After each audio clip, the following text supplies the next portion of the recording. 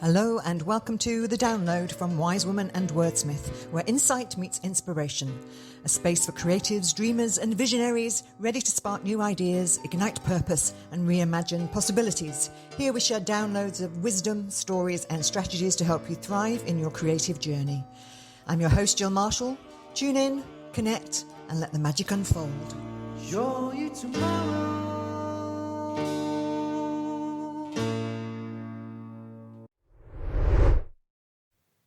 Welcome back to The Download.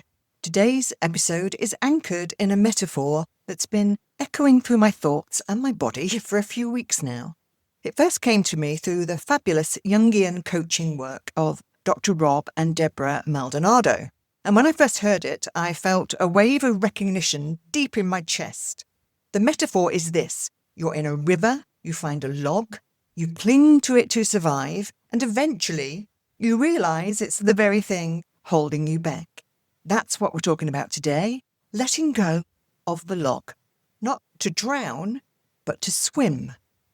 So the actual example that Deborah related was of a man who fell off a cruise ship in the Amazon, I believe, and hung on to a log in order to survive. At some point, he realised the log was going to float him downstream to who knows where, and possibly into the jaws of some hungry sea creature, and that to survive, he'd have to let go and strike out for the shore. And that's what he did. He let go. He swam, he survived, and felt the experience gave him a bigger purpose in life because it hadn't been his time to go. This is the same for all of us. We hold on to that log even as it's floating us away from our desired destination. Now, most of us don't cling to things because we're weak. We cling because at some point we were in danger, or at least our ego believed we were in danger. Something inside us knew, this will keep me afloat, this will keep me safe. And so we held on. That log, whatever our version of that log was, got us through. Maybe it was a relationship where you made yourself small in order to stay connected. Maybe it was a job that drained you but gave you status or security. Or a role that you played in your family. You know, the responsible one, the listener, the peacemaker.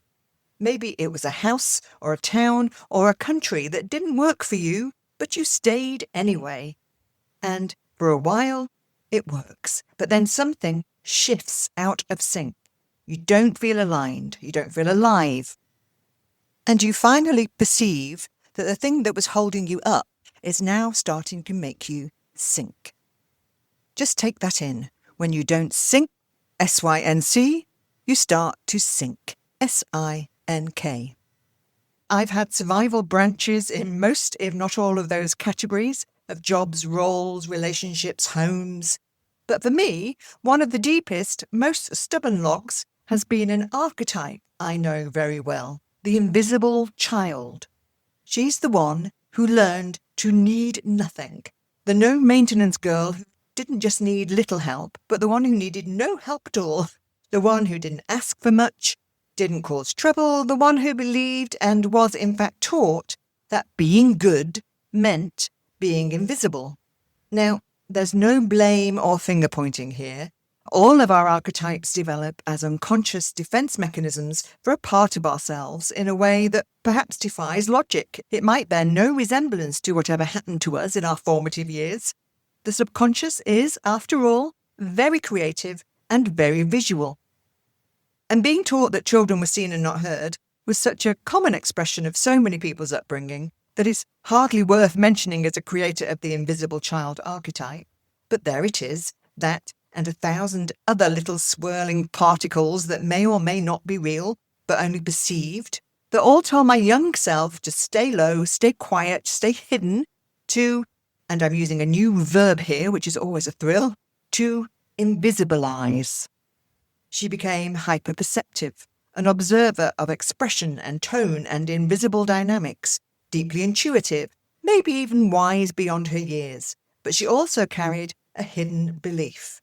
Being too clever, loud, confident, name the too much for yourself, is dangerous. Holding power will disrupt things. If I shine too brightly, someone I love may feel small. So the child stayed dim. In my case, sometimes literally very Tim. She kept the peace. When she couldn't keep the peace, she disappeared to somewhere safe. As a child, that safe place was my bedroom windowsill, hiding in the space between the window pane and the curtains, observing the world outside and inside from somewhere I couldn't be seen. No wonder I ended up writing about girl spies. Eventually, that child started building her life, her work, her success, around being a sort of support beam for everyone else. The fixer, the rescuer, even occasionally the unsung hero. And I won't tell you about those times because, well, they're unsung. How it showed up later in life was in a way that many of you will recognize in yourselves. I became the helper, the catalyst, the let's fix this right now person, the midwife of other people's potential. I took jobs that helped me do just that, developed practices that always focused on other people's growth and success. And I didn't ask for help, but in unconscious ways, I needed lots of help. And that would come out in various shadow guises as well. I've noticed that when I do this invisible child stuff unconsciously, I disappear. I give the insight, the structure, the spark, and then I step back, quietly hoping that I'll be seen. And sometimes I am, but often I'm not. And even when I am seen, I'm not sure I let it in, because there's always that whisper. Don't outshine, don't take credit, don't take up space. And that whisper, for me, is the log. It's the safe place. And please bear in mind, none of this is conscious and may not be apparent to others. You know, I've done some very visible things in my life. I've sung bands and performed in theatres and published best-selling books and read those aloud in very large theatres. And I've gone on TV and I've written TV and more. I've been both semi-famous and semi-infamous. So I understand that some of you out there will be saying, you? Invisible? When exactly? Well, two things from that. What I recognise is a tendency to become invisible whenever the spotlight's too bright, which is when I either focus on other people's success instead, or I sabotage my own success, or sometimes both. That's the first observation about the visible activities of the invisible child archetype. And the second is this. It seems to be a theme among people with a strong invisible child archetype that they may have some fairly public downfall, bankruptcy, infamy, getting cancelled, getting caught on kiss cam at a Coldplay concert is the contemporary equivalent of being staked out in the stocks on the village green while people pelt you with vegetables. Why does this happen? Because it's the very thing that your invisible child most fears. And in vibrating those fears out into the world, above all else, you create and attract around you the perfect circumstances for becoming horribly, entirely visible. It's your ego saying, look, I told you, the minute you are visible and you can be seen, things will go disastrously wrong. Anyway, that's a particular log that I know I've held on to. Let's name some of the others you may have clung to as well, because they're not always obvious, and they're often disguised as good choices or what's expected. A log might be a job that no longer excites you but feels too secure to leave. A business model that worked for a past version of you but now drains your creative life force. A partnership where your needs, dreams or voice get softened or silenced, sometimes by you, in order to keep the peace. A counsellor or a mentor who no longer sees you or lights you up, but whose approval you've come to rely on. And in fact, they may now be relying on you, which makes you feel loved and wanted, and why would you let go of that? It could be a role that you were assigned early in and by family life, the helper, the sensible one, peacekeeper, that was never questioned by you or anyone else. Or maybe for you it's a way of being smart, strategic, useful, but never fully self-expressed. All of these can be life-limiting logs. They served you once, perhaps for a long time, but now they keep you from becoming the current, from getting in the flow. So, how do we let go? Just to be clear, letting go doesn't mean cutting off everyone or quitting everything overnight. Sometimes it's energetic. Sometimes it's invisible. It starts when you notice, oh, I'm clinging then. And then you ask, what would it feel like to let go? Not just of this job, role, client, or dynamic, but of the need to be the log for anyone. Because what I'm slowly, very slowly learning as I spot and change these patterns is this. We're not here to carry people. We're here to be the flow. We're not here to hold the boat together. We're here to move the water. And the people who are meant to come with us, they won't need carrying. They'll swim. There is something powerful that happens when you let go. Yes, at first it's terrifying. You feel exposed, adrift. You absolutely feel the absence of what once grounded you. You may start clutching at those little twigs with tiny little leaves that are poking up above the waterline, still just about within reach. But then, eventually, something else comes online. Your own current. And that's current with an E, not an A. And what might that be? It could be your creative voice, your vision, your centre, not shaped around others, not filtered for comfort, pure and alive and you. You sort of realise, oh, I was never the log, I was the river all along. So here's where I am now, quietly letting go of the places where I've been gripping too hard. The need to be the invisible engine, the compulsion to fix, elevate, or to prove. Instead, I'm choosing to speak, write, create, and lead from a place of full, radiant, can still hardly say it, visibility without waiting for permission.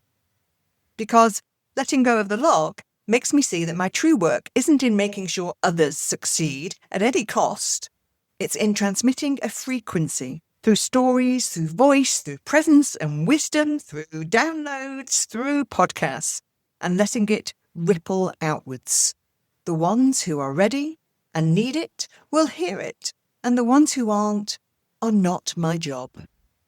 This is what I tell the lovely fiction editors I'm mentoring. Do your edit, provide your advice, and let it light the path for someone's creative journey. And then, whether they choose to take that advice or not, it's not your job. That may be a choice made for them from a whole raft of different logs they're hanging onto. You've provided the paddles. Now it's up to them to pull into the easy downstream current or to battle for the shore that they often just left behind. So, let me leave you with this question. What log are you still clinging to? Not because you're failing, but because you're ready to grow. Is it a job, a client, a partner, a belief? Is it the part of you that says, don't make too much noise? Or the one who whispers, your power will make them uncomfortable? Or maybe for you it's the one who says, hang on, who are you if you're not an accountant, a doctor, a successful, fill in the space? And what would it feel like, just for a moment, to let go? To trust that you are the current, the flow. To stop asking if you're allowed to be other than what you've always been. To create, to express, to rise. Not because it's strategic, but because it's true. To write that screenplay, to make that call, to set up that business, to create that charity, to sing that song in a choir or at karaoke or on a stage or on This Country's Got Talent. Yes, you've been clinging to the log. It's served you well. But the current has changed. And you're not drowning, but you are, maybe, quite stuck. That log, whatever it is for you, the work, the noble overgiving, the safety of staying small, the not doing what your heart and soul desires, got you here. It kept you afloat. But it's not the vehicle for the next part of your life. And please understand, this is not to say that letting go is easy or that everything will be instantly perfect when you do let go. You will doubtless face a number of obstacles on your pilgrim's progress hero's journey to the shore. The slithery electric eels of old beliefs, the snapping sharks of those who would prefer you still on a log of their understanding, the wavering bank accounts as you work out how to steady yourself again. It's not easy, but it's necessary. That log represented survival. Do you want to just survive? Because, as Bridget Jones's dad says to her in Mad About the Boy, it's not enough to survive. You have to live. Promise me you'll live. So here we are. You are not in survival mode anymore. Your soul wants to swim, which is where I'll meet you, in the river, in the flow. Maybe you don't need the log anymore. Let go. Thanks for tuning in to the Download podcast. Feel free to like, comment and share and all of that good stuff. And I'd love to hear more about your own intuitive hits and downloads. So do find us on Facebook, YouTube and more.